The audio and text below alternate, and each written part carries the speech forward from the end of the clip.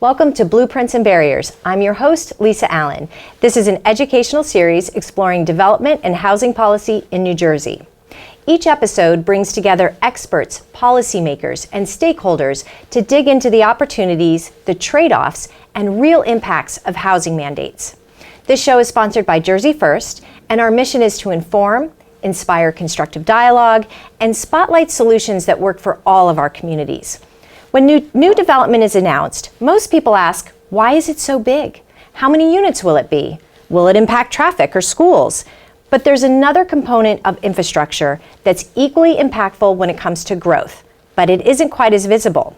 The more we build, the more energy and water we require. And in New Jersey, this year energy costs have risen significantly. Households statewide are already seeing their bills jump up as high as 40%. Additionally, overdevelopment continues to pave over natural surfaces and pushes stormwater into our basements, streets, and systems that weren't built to handle extreme weather occurrences.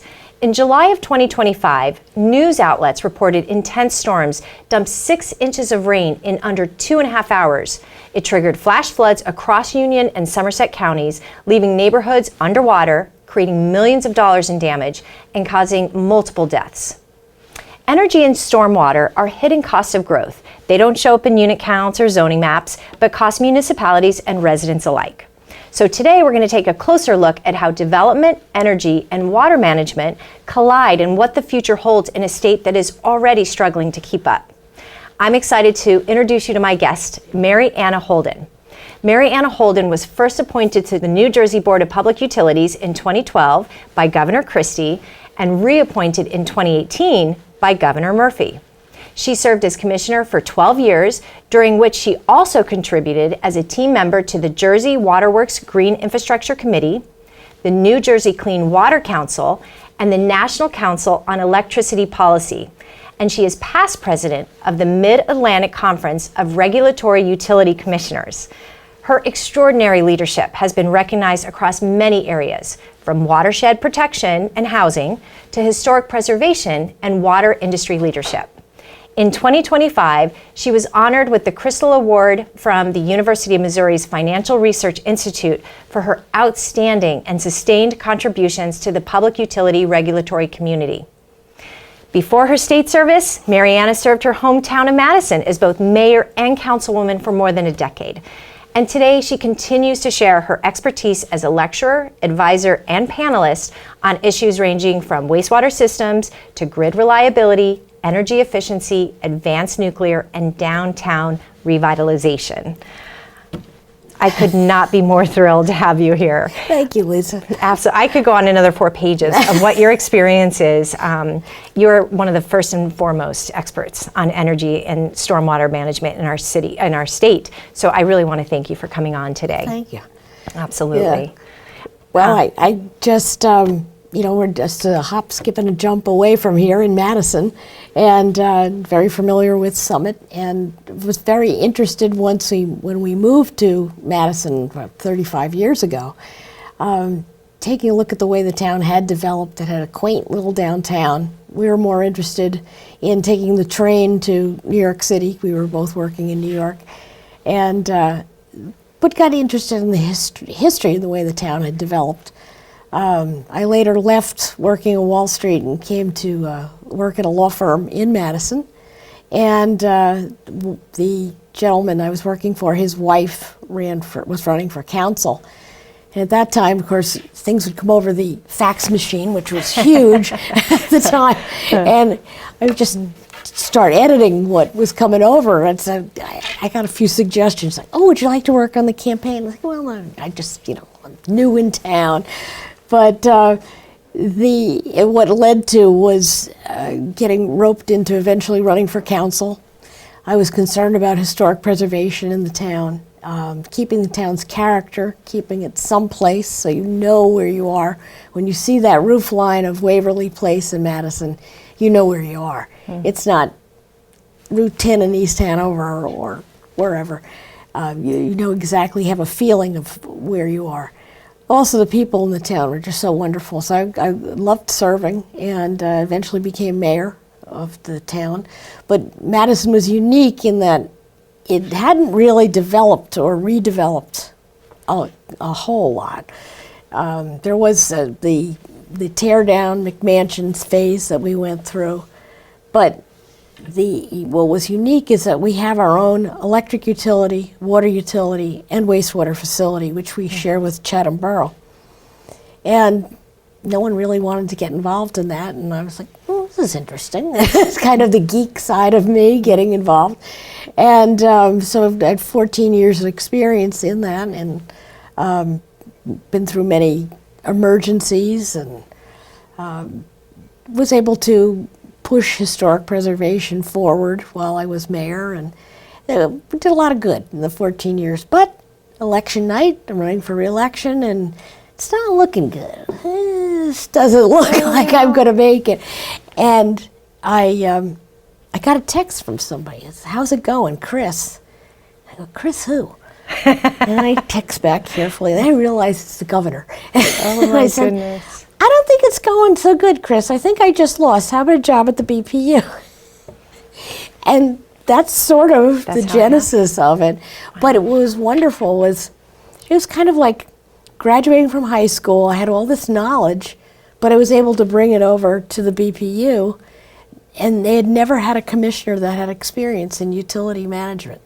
So that's interesting. It was kind of fun. Yeah, yeah. So it's eventually like getting my master's degree, and little by little, after 12 years as a commissioner, we were able to make some great changes, even nationally. So it's an exciting field. It doesn't sound it, but a friend of mine says, well, working in utilities is doing the boring good, but you can't live without them. So it's funny, energy it seems like it's this boring industry, but recently it has really come out to the spotlight. In some cases it's because it's getting more and more expensive, right? I just want to hold for 1 second, because when you said that Madison had its own water utility and electric company, Summit and surrounding towns were jealous, because during Superstorm Sandy, when we were all out of electricity, you guys were back up and running pretty quickly. Yes. So I just find that fascinating, and I've always wanted to tell you that.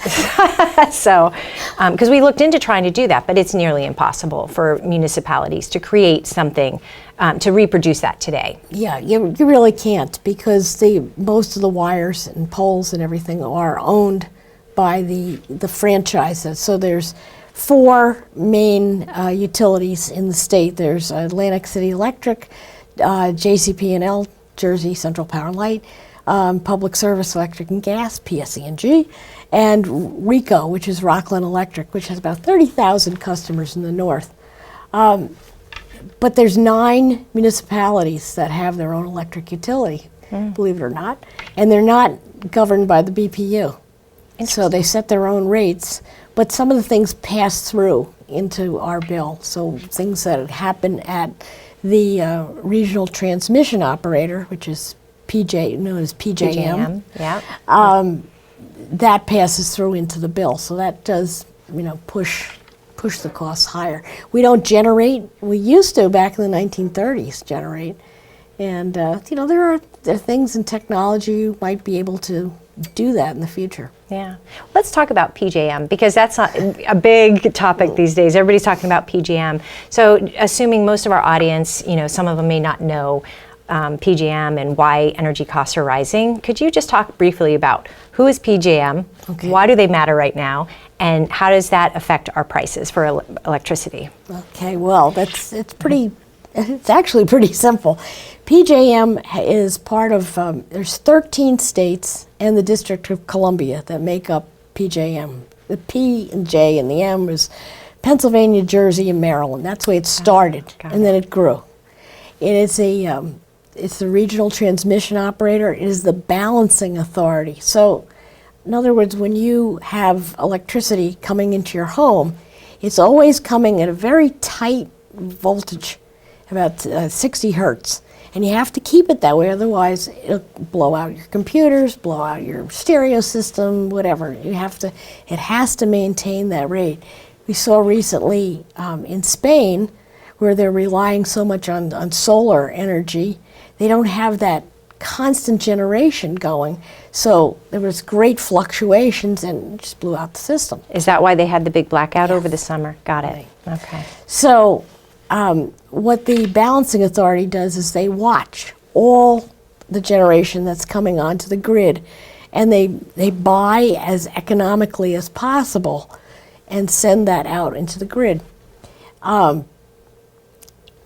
Because there's a great number, it's really is a deal to be part of PJM. I just heard that the governor of Pennsylvania was saying that he would want to try to get out of the PJM agreement. I think New Jersey and Maryland are also talking about doing the same.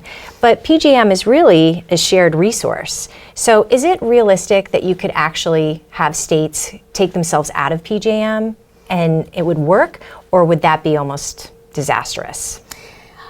I wouldn't say it would be disastrous. I think it would be extremely difficult. We did look at this a couple of years ago. It's possible. I mean, New York has its own independent system operator. So does California. I don't want to model either one of those states, thank you very much. But the way that PJM is set up now, you have so many resources you can pull from. So it would have to be something you'd have to look at, but it isn't something you say, okay, we're pulling out. You're on your own. Who's going to take over the balancing authority?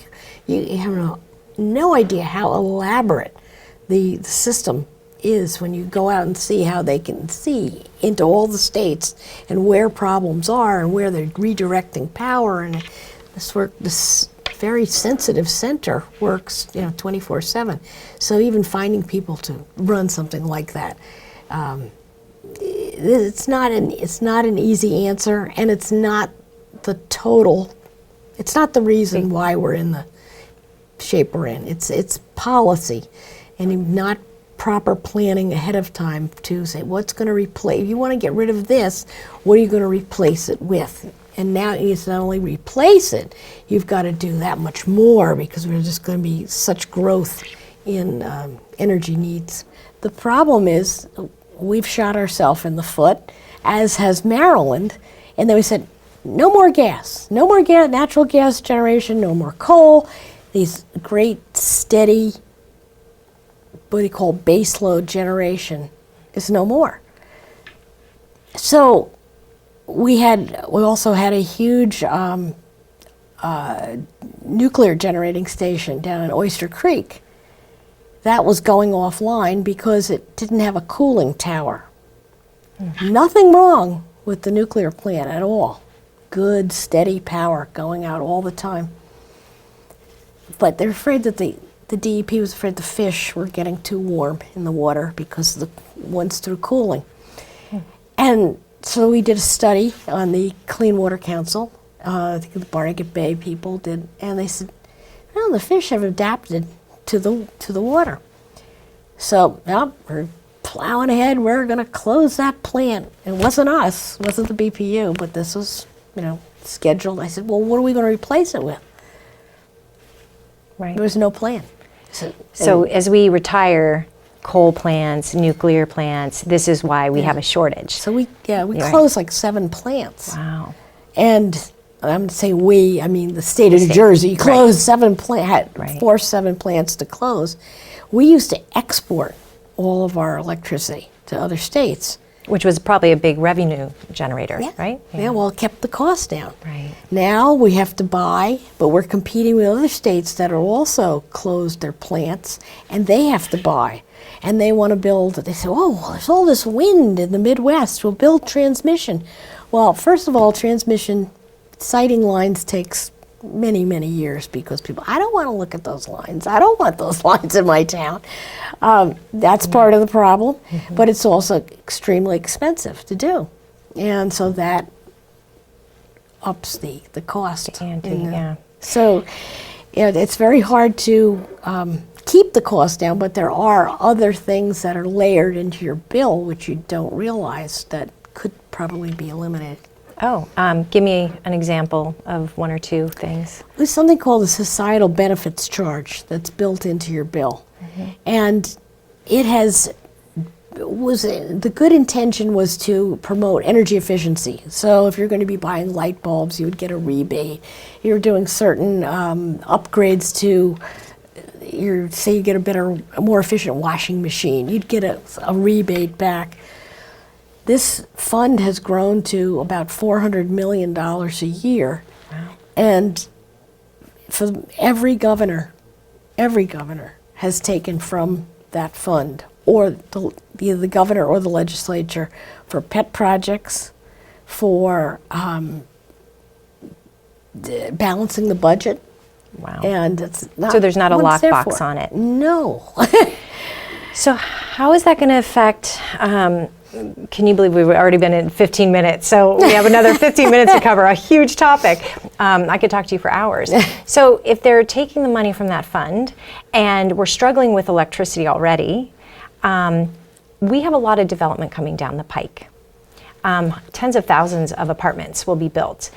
How do you foresee managing all that electricity as we begin to develop and put more online? I'm really concerned about sustainability. Well, especially if the push continues for beneficial electrification. If everything's electrified. We saw last summer, there was an outage in New York City, and everybody was like coming over here because, oh, I've got friends, I'll go visit in New Jersey. They've got electricity. And it's like, well, what if that happens on a greater basis and you have, you have to black start the grid. You have no electricity. You can have chaos. Yeah. If you don't have electricity, you don't have water. People don't know, what do you mean you have water? I just turn it on. Water should be free. I'm like, yeah, go down the river. You can have all you want. You want to drink that?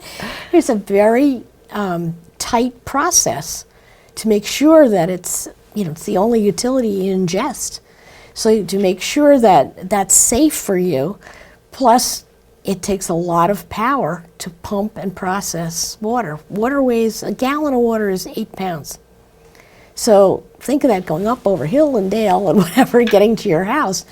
And then the wastewater is just as intensive on the other end. So a lot of this development, no one has thought through, like, is there enough capacity at the sewage plant? Is there enough capacity in the lines? Is there going to be enough pressure? I'm already talking to one town and saying, you're intending to put this huge development in.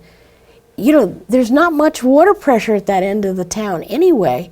Are you going to put the third tank in that was planned years ago? Oh, we don't want to put that in there. I live in the neighborhood. And so, well, you're not going to have. Do you mean like a water tank that we see above ground? Yes, wow. ma'am. Yes, ma'am, because you need the pressure. Water tanks aren't there to hold water for you. They're there to balance the system and keep the pressure in your pipes. Understood. Okay. So I'm kind of curious what the cost of that is and who covers the cost. So would it be the municipality that has to pay for the water tank? Well, if it's a municipal system, yes. If you have American Water, Middlesex Water, Aqua, one of those companies, Veolia, they would pay for the tank, but it gets spread out over the entire system, over all customers. So rather than socialized, rather than being just the municipality that has to carry it itself. That's a very, very hefty expense to put a tank in. So if you were looking over the next 10 years with all these apartments going up and houses being built, right? Warehouses going in, it's also in conflict with AI and data centers. Oh, yeah. I mean, if you had a crystal ball, what would you say is going to be our biggest challenge from an electric perspective over the next 10 years? Well, it's not so much, my fear is the water. You're seeing a lot of droughts across the country. In rural areas, they're putting the data centers because there's more capacity on the lines. Except for Loudoun County, which is like everybody wants to be in Loudoun County for some reason, or a data center in Virginia. But it takes a lot of water. It takes billions of gallons of water to cool these data centers. They can use air cooling, but that takes more water, more energy to use air cooling. So it depends on where it's located. The water, if you're putting it in a rural area, a lot of these places have their private wells, but they're all going to be pulling from the same aquifer. So the data center is going to be eating up the water in the aquifer, and what are you going to be stuck with in your well? If you have anything in your well, or are there other minerals that are going to start to be sucked out, like arsenic from The ground. the ground. Right. So it's just, everybody's rushing to do these things and not thinking what the consequences are. Same with closing electric plants, the same thing with water. It's like there's a consequence to all these things. Like, oh, somebody else is going to take care of it. Well, even if we have enough electricity, though, I mean, what I'm hearing from you, which is concerning, is that even if we have enough power and on the electric grid, we may not have enough water. That's correct. What is the state doing about that? Is there anything we can do? You can't manufacture water. No. Well, actually, there is one project, but that's okay. the Navy is doing it, pulling it out of the air. But yeah, they're not making water. You'd have to perhaps go to desalination or reclaim water, which they do a lot in Florida. I think water reuse.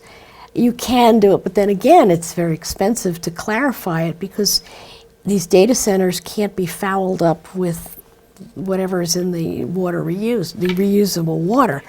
You have to have very ultra pure water for chips manufacturing.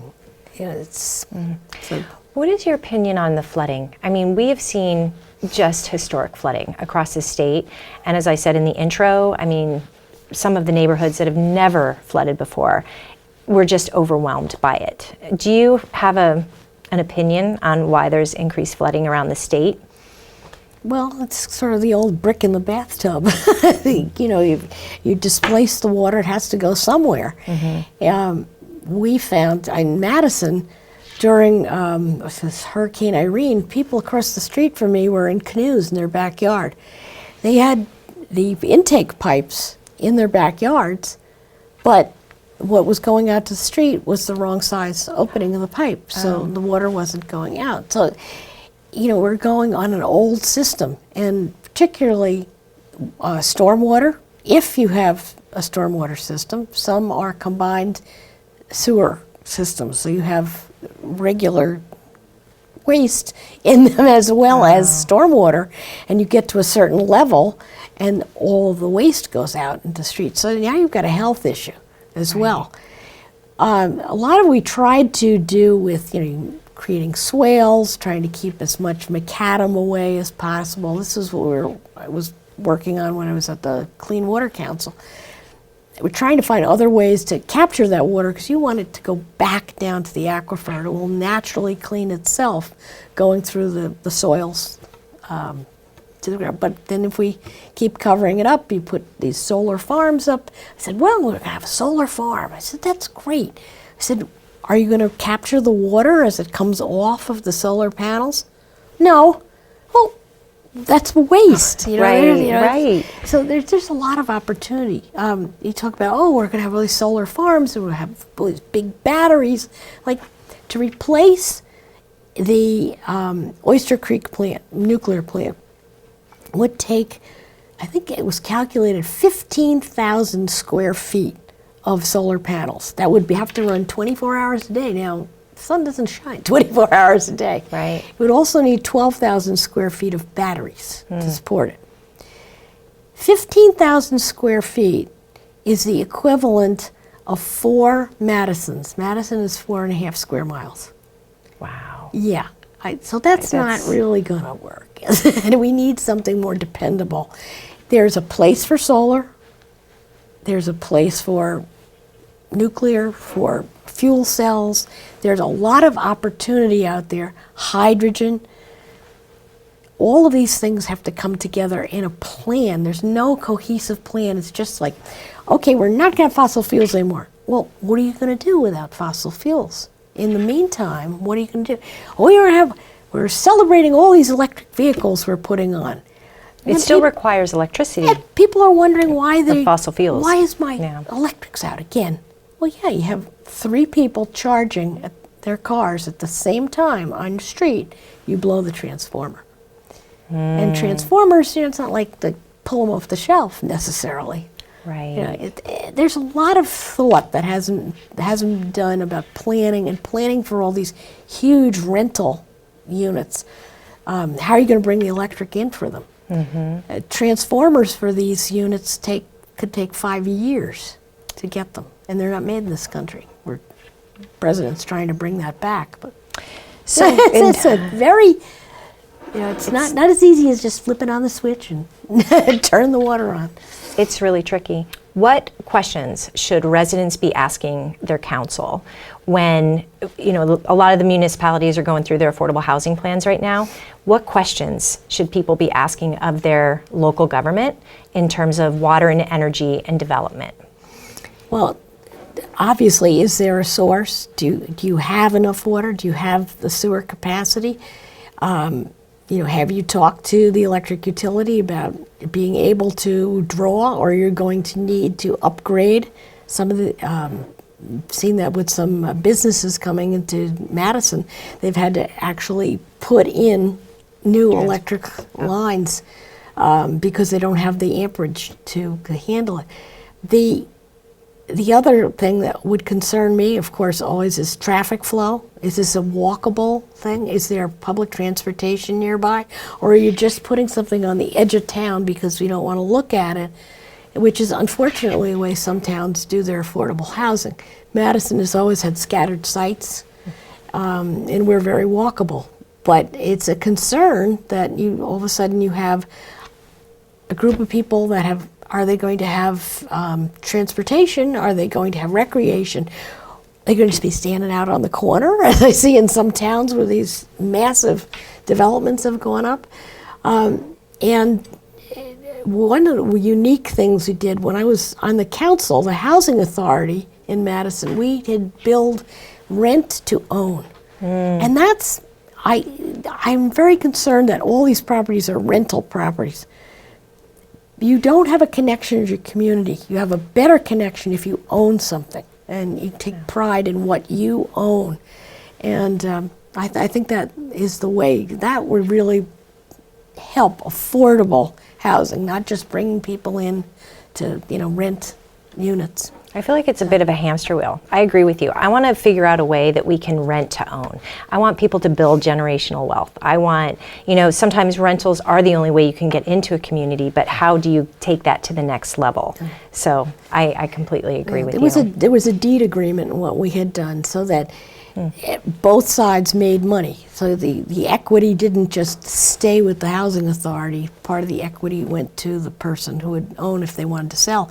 I don't think anybody's moved out of them. Wow. All right. Well, we have to leave it there. I know we could talk a lot longer. Thank you so much for coming here today. You are just a wealth of knowledge, and I hope that the right people are tapping you on the shoulder. I'm great at Trivial Pursuit. Oh, you're invited, because I'm terrible at it. So, but thank you so much. Thank you. It's always fun to talk. I know. You love energy. So, yes. And I want to thank you, our audience, for joining us today. I hope this conversation gave you fresh insight into the critical role energy and water play in New Jersey's future. These are two resources that are the backbone of every community. Without them, development stops, growth stalls, and quality of life declines. Overdevelopment is not just about more buildings, it's about whether our grid can deliver power when we flip a switch, and whether our stormwater systems can hold back the next flood. If we fail to plan, the risk is higher costs, greater vulnerability, devastated lives, and yes, even being left in the dark. No great nation has ever thrived without reliable electricity, clean water, and resilient infrastructure. Ensuring that we can generate and preserve enough of these valuable resources isn't optional. It's the foundation of prosperity. I'm Lisa Allen, and this is Blueprints and Barriers. Until next time, let's keep pushing for solutions that power our future and protect our communities. I hope to see you on our next episode. Thank you.